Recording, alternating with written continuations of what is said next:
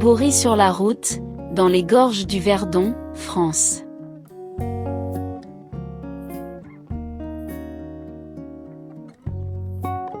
Bonjour et bienvenue sur la chaîne Bory sur la route. Ici nous partagerons avec vous nos voyages autour du monde, dont certains ont été filmés généralement avec une caméra Insta-X4 qui permet la photographie à 360 degrés. Dans ces vidéos, vous pouvez déplacer l'angle de vue sur YouTube et Facebook, en utilisant les flèches sur votre ordinateur, ou bouger physiquement votre téléphone portable sur les côtés et de haut en bas pour voir dans toutes les directions.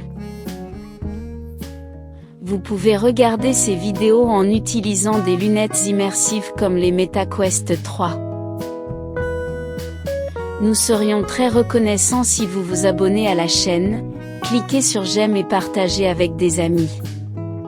Nous serions également heureux de recevoir vos commentaires et avis sur les vidéos. Bon visionnage.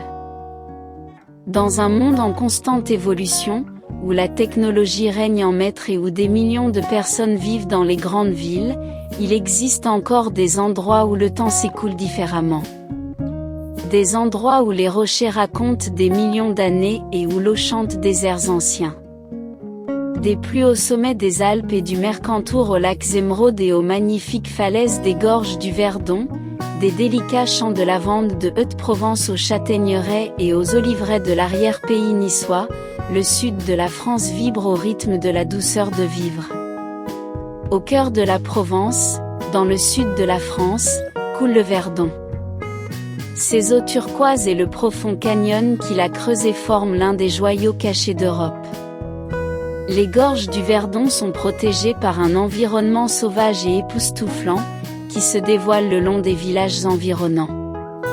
C'est le deuxième canyon le plus profond d'Europe et certainement l'un des plus appréciés des voyageurs. Au printemps 2025, nous avons entrepris un voyage qui nous a révélé non seulement l'un des canyons les plus spectaculaires d'Europe, mais aussi l'histoire fascinante de l'homme et de la nature, de la tradition et de l'innovation, de l'aventure et de la tranquillité.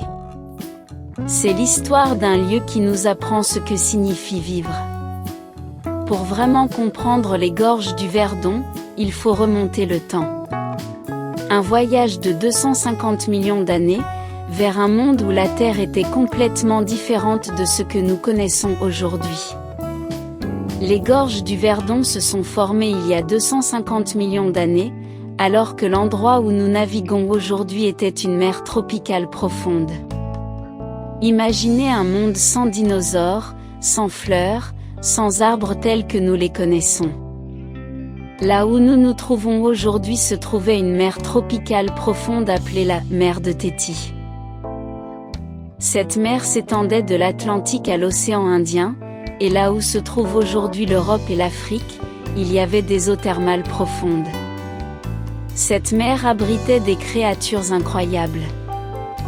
Des ammonites géantes aux coquilles torsadées, des nénuphars colorés qui ressemblaient à des fleurs mais qui étaient des animaux, et des tératoïdes, d'anciennes créatures marines dont les fossiles sont encore visibles sur les parois du canyon. Pendant des dizaines de millions d'années, ces créatures ont vécu, sont mortes et leurs tombes ont coulé au fond de la mer couche après couche, elles ont créé ce qui allait devenir le calcaire qui compose le canyon. Il y a environ 50 millions d'années, un processus qui allait bouleverser le monde entier commença. Le continent africain entra en collision avec le continent européen. Cette collision créa la chaîne alpine, les hautes montagnes que nous voyons aujourd'hui. Mais surtout, elle provoqua le plissement, la remontée et l'exposition du calcaire ancien. Soudain, les roches formées dans les profondeurs marines atteignirent des milliers de mètres de hauteur. C'est ainsi que la mer ancienne laissa derrière elle d'épaisses couches de dépôts calcaires qui formèrent les incroyables murs que nous voyons aujourd'hui. Puis la région fut à nouveau recouverte par les eaux.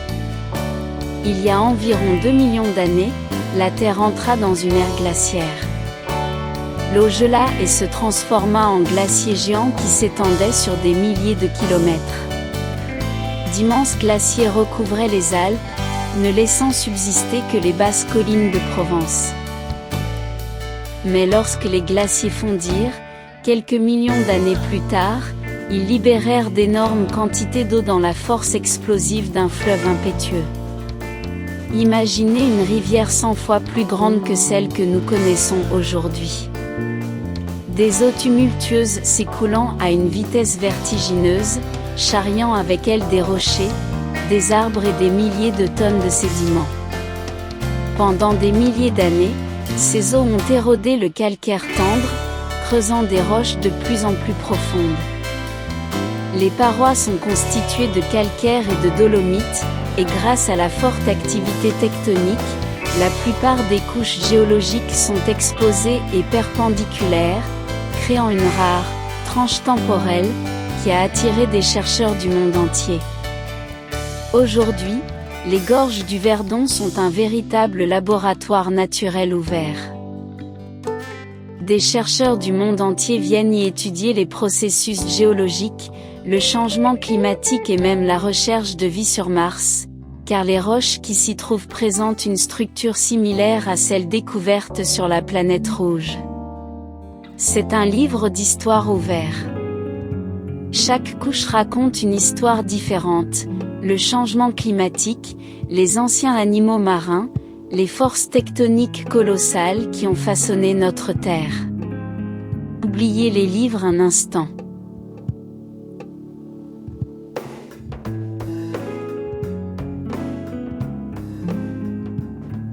Le meilleur livre de géologie est juste sous vos yeux.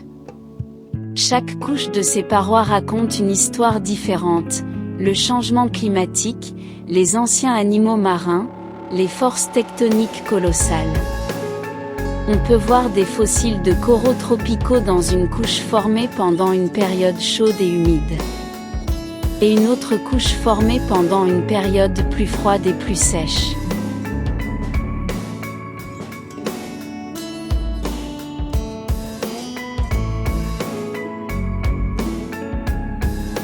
Chaque couche est comme une page d'un livre d'histoire de la Terre.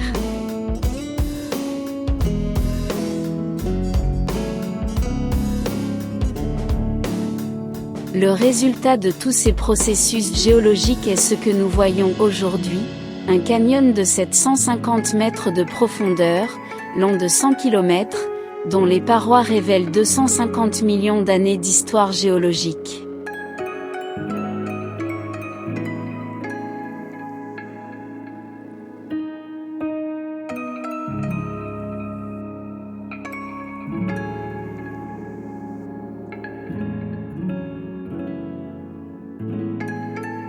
La rivière Verdon prend sa source près du col d'Allo et s'étend sur environ 100 km. À certains endroits, sa profondeur atteint 750 mètres, ce qui en fait le deuxième canyon le plus profond d'Europe.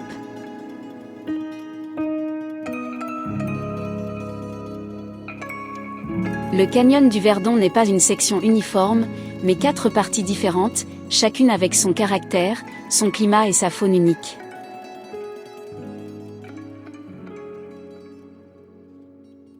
Pour vraiment connaître cet endroit, nous devons randonner à travers chacune d'elles.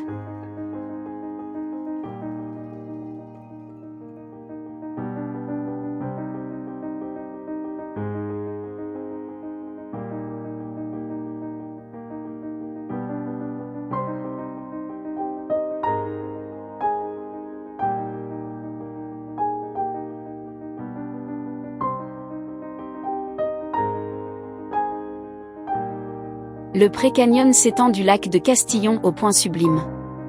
Le lac de Castillon, le premier d'une chaîne grandissante de lacs le long du Verdon, a été créé en 1963 avec la construction d'un barrage. Plusieurs petits villages ont été submergés dans les eaux du lac de Castillon, et à leur place un lac de 500 hectares a été créé qui est devenu un aimant pour les amoureux de la nature et les sports nautiques.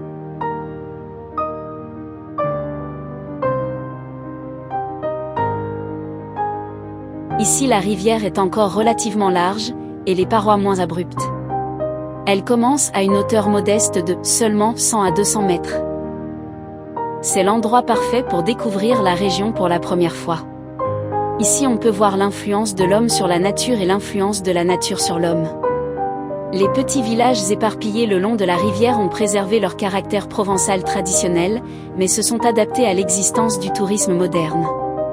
La rivière Verdon continue vers le village de Castellane. Ici elle coule dans un lit très large, mais le débit dans cette section après une année avec peu de pluie est très faible et la rivière est presque sèche. Au-dessus du village se dresse la chapelle Notre-Dame du Roc, surplombant le village depuis les hauteurs de la colline à 184 mètres. La chapelle elle-même raconte une histoire fascinante de foi, de guerre et d'espoir. Elle fut construite après que les habitants du village aient échappé à la conquête sarrasine. La chapelle fut détruite pendant les guerres de religion, reconstruite et se dresse aujourd'hui fermement comme témoignage silencieux d'un passé tumultueux. Le village de Castellane, avec ses 1600 habitants, est bien plus qu'un simple point d'entrée. C'est un endroit où le temps s'écoule différemment, où chaque matin commence avec l'odeur du pain frais de la boulangerie locale, et chaque soir se termine avec un verre de vin local sur la place du village. Cet endroit a changé d'un village agricole tranquille où tout le monde connaissait tout le monde, à une ville touristique animée où des gens du monde entier viennent chercher l'aventure.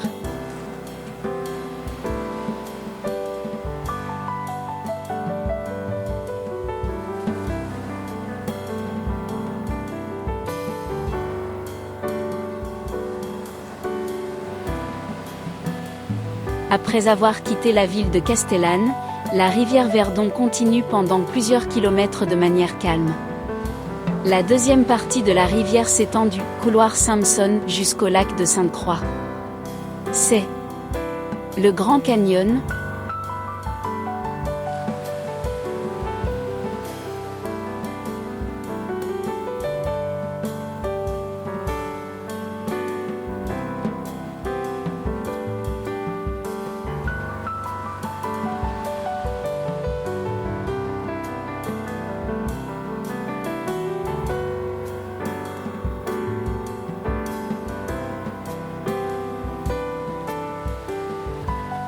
La section la plus spectaculaire et dramatique, où les parois atteignent une hauteur maximale de 750 mètres et la rivière devient un ruban turquoise étroit qui coule dans les profondeurs.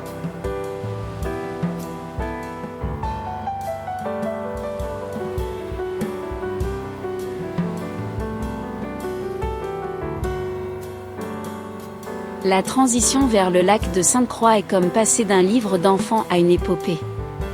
Vous commencez dans un lac calme et protégé, passez par des sections de rivières diversifiées, et soudain arrivé à ce moment, l'entrée dans l'énorme lac. La troisième partie du Verdon est la section où nous avons fait du kayak, c'est Canyon du Boudrinard. Il commence en aval du barrage de Sainte-Croix et traverse la région des Trois Lacs jusqu'au barrage de Quinçon. C'est la section la plus paisible et apaisante, où le paysage devient une pastorale d'eau claire, de collines douces et de villages pittoresques. Ici on peut comprendre pourquoi les Français aiment parler de l'art de vivre. Le rythme ici est plus lent, les gens plus détendus, et la nature semble s'adapter à la présence humaine. La partie finale de la rivière Verdon est le canyon inférieur, continuant du lac de Quinçon au lac d'Esparon. C'est la section la plus paisible et cachée, où la rivière coule sereinement à travers un paysage rural qui a à peine changé depuis des centaines d'années. Ici on rencontre la vérité simple de la vie en Provence. D'anciennes oliveraies, des maisons en pierre naturelle, et un silence si profond qu'on peut entendre les fourmis marcher sur les feuilles. Les vallées montagneuses du Verdon offrent des espaces ouverts pour une large gamme d'activités. Ce n'est pas seulement du paysage. C'est un terrain de jeu géant pour quiconque aime être dehors. Idéal à la fois pour la vie douce et les sensations extrêmes. Ici, votre esprit rencontre la nature, votre corps rencontre le bien-être, et votre âme rencontre quelque chose de plus grand que vous tous. Notre voyage maritime commence dans la troisième partie de la rivière Verdon. Au lac de Montpezat, un point atteint par peu de touristes ordinaires. C'est un lac petit et intime, entouré de collines douces et de végétation méditerranéenne qui change à chaque saison. Au lac de Montpezat, dans un environnement plus intime et calme que les grands lacs, se trouve un lieu spécial qui fait le pont entre le rêve et la réalité. Aquatitude, une base nautique familiale qui fonctionne depuis 2004 sous la devise « Émerveillez-vous de la nature, vivez l'aventure ». Ici les eaux sont calmes, il n'y a pas de courant fort, pas de parois effrayantes. On peut apprendre comment tenir une pagaie, comment manœuvrer un kayak, comment lire l'eau. Et le plus important, comment se sentir en sécurité. Parmi la variété d'activités sur place, nous avons choisi de pagayer en canoë-kayak. Autour de nous naviguaient des familles avec de petits-enfants en pédalo et à côté d'eux des groupes d'adolescents en bateau de rafting, qui étaient plus occupés à éclabousser l'eau caramée. Sur les pentes pousse une végétation méditerranéenne typique, figues sauvages, chênes, et par-dessus tout, la lavande provençale parfumée. Des aigles volent entre les parois, cherchant des lieux de nidification dans les rochers. Le canyon du Verdon nous enseigne quelque chose sur la patience. Sur le pouvoir de l'eau à façonner le monde. Sur la beauté créée quand la nature prend le temps qu'elle a besoin. Au printemps, les collines se couvrent de fleurs de noisetiers sauvages et de mimosas dorés. En été, les amandiers et les chênes fournissent une ombre agréable aux randonneurs. En automne, les couleurs se transforment en une émission d'or et de rouge.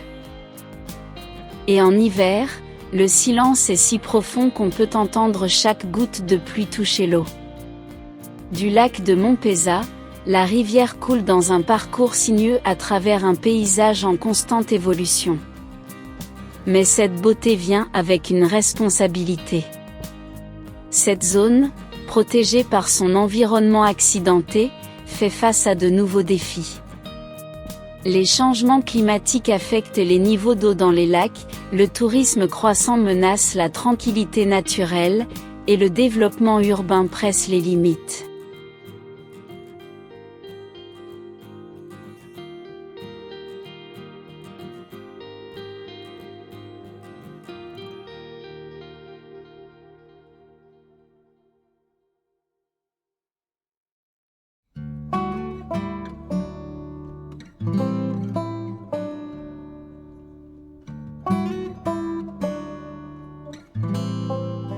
Mais il y a aussi de l'espoir.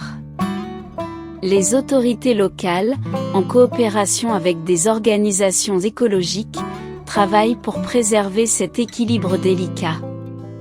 Projets de tourisme durable, éducation environnementale, et préservation des traditions locales, tout cela fait partie d'un effort pour transmettre cette magie aux générations futures. Ce lieu nous enseigne la patience, comment des millions d'années de travail lent et persistant peuvent créer une telle merveille.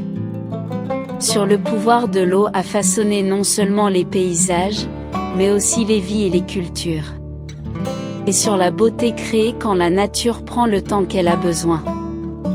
C'est un site géographique exceptionnel qui offre à chaque visiteur, qu'il soit un scientifique venant étudier les couches géologiques, un athlète cherchant le défi ultime, une famille voulant se connecter à la nature, ou simplement un amoureux de la nature cherchant l'inspiration, une expérience inoubliable.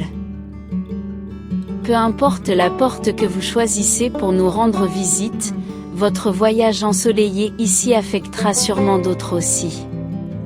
Car c'est ce qui se passe ici, les gens arrivent comme touristes et repartent comme ambassadeurs, portant l'histoire de ce lieu vers le monde. Plaisir, partage, découverte, sensation, tendance et l'exceptionnel, ce sont les mots qui définissent l'expérience ici. Mais le mot le plus important est peut-être le plus simple, paix. Paix avec la nature, paix avec nous-mêmes, et paix avec la magie qui existe encore dans le monde. Et quand vous quitterez ce lieu, vous comprendrez que ce n'est pas juste une destination touristique. C'est un sanctuaire pour la nature, une bibliothèque du temps, et une école de vie. Et vous, vous êtes devenu partie de son histoire.